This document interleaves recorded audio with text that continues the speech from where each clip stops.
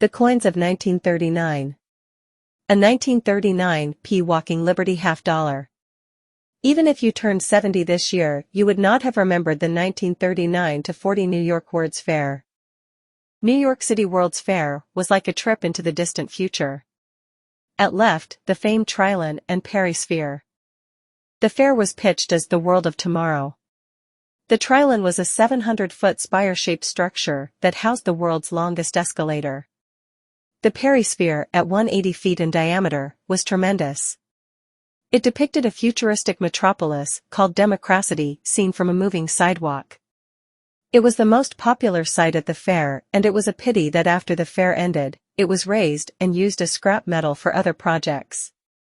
A small replica marks the spot where it once stood. The obverse of a 1939 p-year set. The reverses of the 1939 p-year set. After 1933, the U.S. stopped producing gold coins, and with the striking of the peace dollar in 1935, silver dollar coinage also came to an end, leaving only 5 denominations: the cent, nickel, dime, quarter, and half dollar. These coins were struck at all 3 mints located in Philadelphia, Denver, and San Francisco. From 1936 on, most of the denominations were struck in fairly large numbers, especially those in Philadelphia.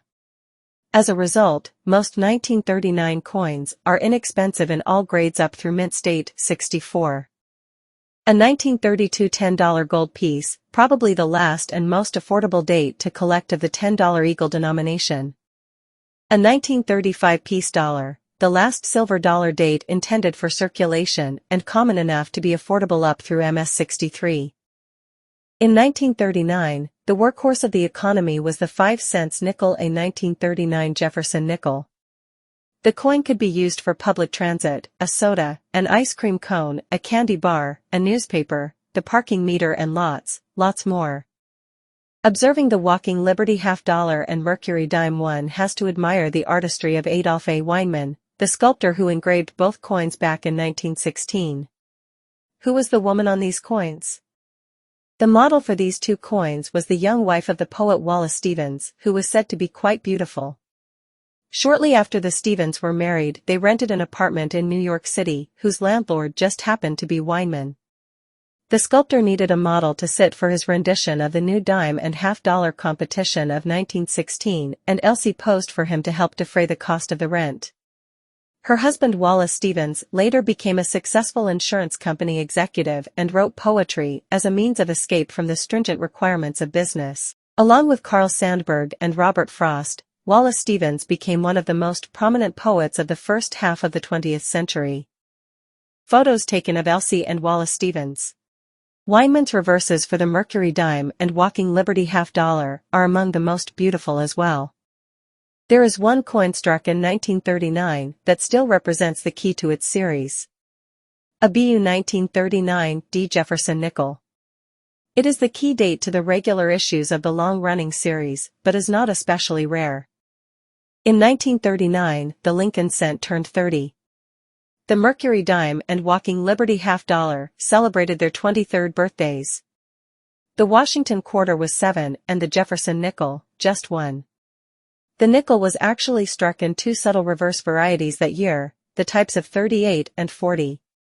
The first variety features the steps of 1938, rounded and not very well defined, while those of 1940 are framed in a narrow rectangle and appear to be sharper. Details showing the modifications made to the steps of Monticello, 1939 rounded steps of 38 at left and 1939 framed steps of 40 at right.